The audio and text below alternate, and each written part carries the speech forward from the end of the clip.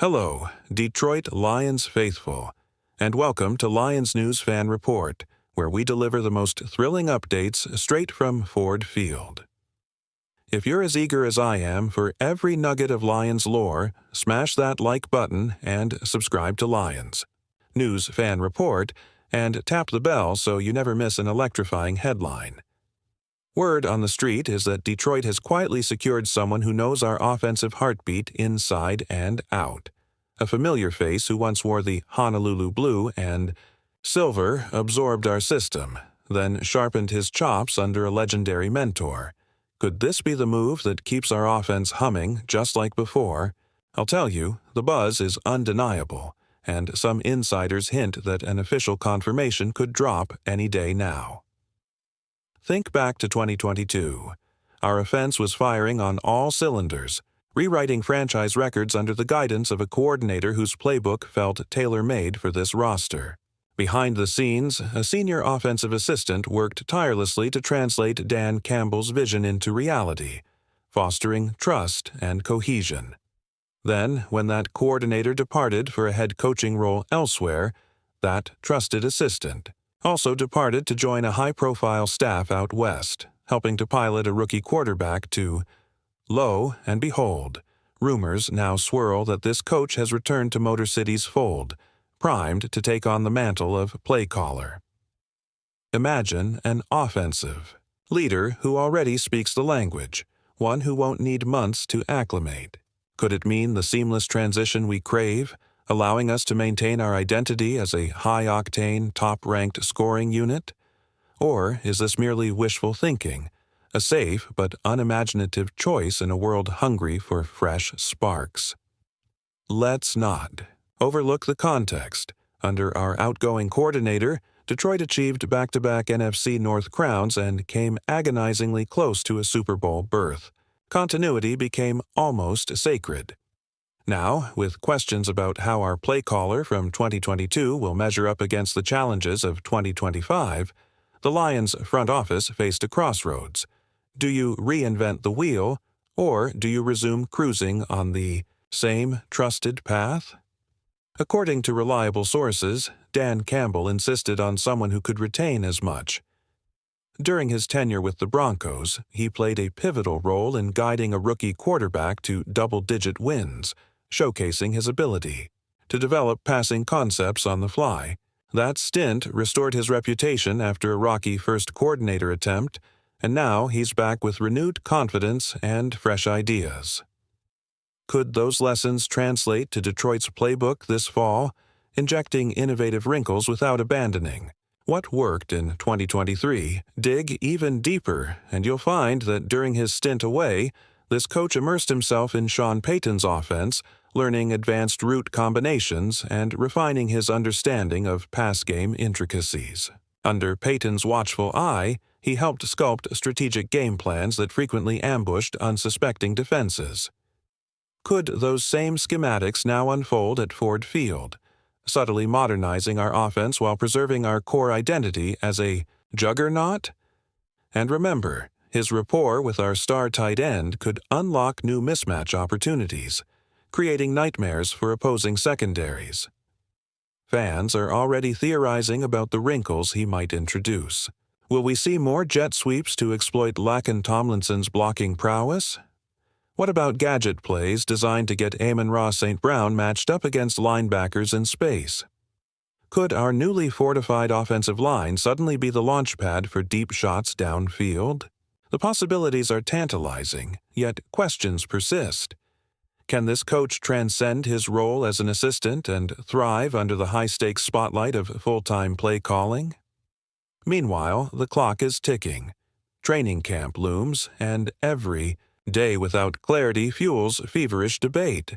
Could the team unleash a surprise announcement at the start of camp, igniting media buzz and sending fans into a frenzy? Or will they bide their time, crafting a perfectly timed reveal that maximizes hype right before our season opener?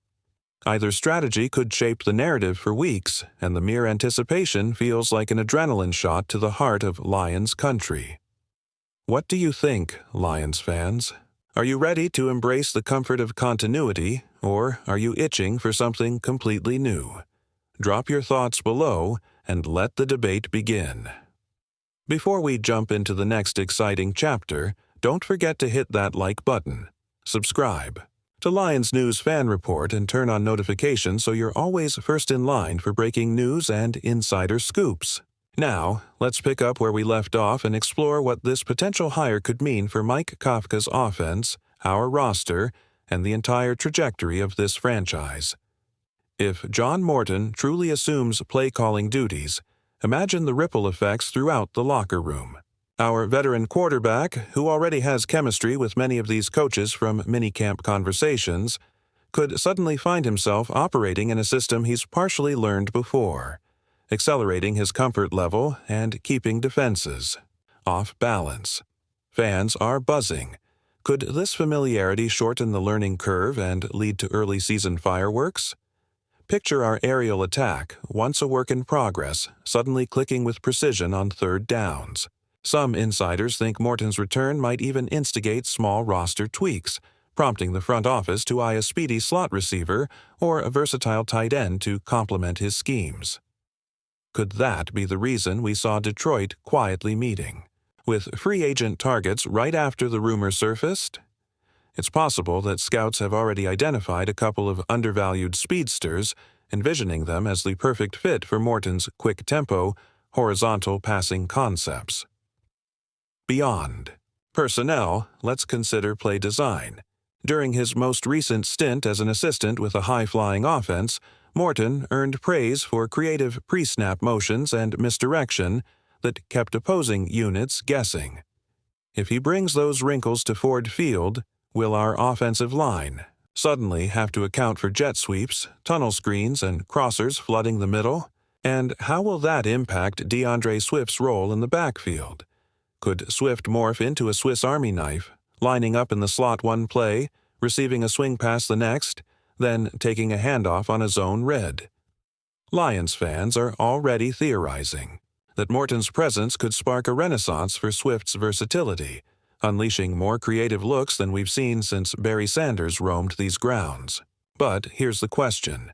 If defenses start keying on our newly dynamic backfield, will we need to bolster our offensive line depth to stay balanced? It's a chess match, and every move demands a counter. Now, look at the bigger picture. If Morton's hire is confirmed before training camp, the narrative shifts swiftly from who is calling plays to how quickly can this offense gel? And what about our secondary? Remember, one of the reasons our defense struggled at times last year was because our offense couldn't sustain long drives, forcing our defense back onto the field. Could a revamped ball control scheme under Morton reduce our defensive snaps, keeping guys fresher late in games? Fans on social platforms are already chanting, "If the offense clicks, the defense will feast." And that synergy could be the missing piece to finally break our Super Bowl drought. But is it realistic to expect such a seamless transition? Some skeptics argue that while continuity is nice, the NFL evolves so fast that recycling the same playbook from 2 seasons ago might not be enough. Could this strategy backfire if opposing coordinators have already studied our tendencies? Only time will tell, but the mere possibility of catching opponents off guard is enough to get us fired up. Let's not forget the intangibles. In recent interviews, several Lions veterans alluded to the importance of leadership and familiarity in the coaching staff.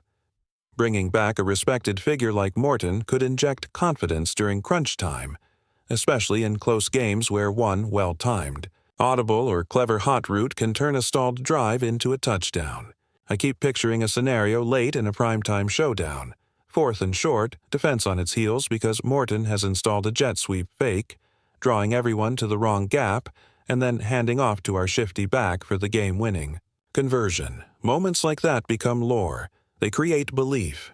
And that belief can carry over when the calendar flips to December, when playoff dreams hang in the balance. So, what do you think about all of this? Drop your verdict in the comments. Will John Morton's rumored return be the jolt this offense needs, or will it fall short of our lofty expectations? I can't wait to read your thoughts below and see Lions Country rally behind the discussion. If you enjoyed diving into this speculation, make sure to show your support with a thumbs up, subscribe to Lions News Fan Report, and share this video with every Detroit fan you know. Thanks for tuning in, and we'll catch you next time with more analysis, rumors, and the unfiltered passion that defines Lions News Fan Report.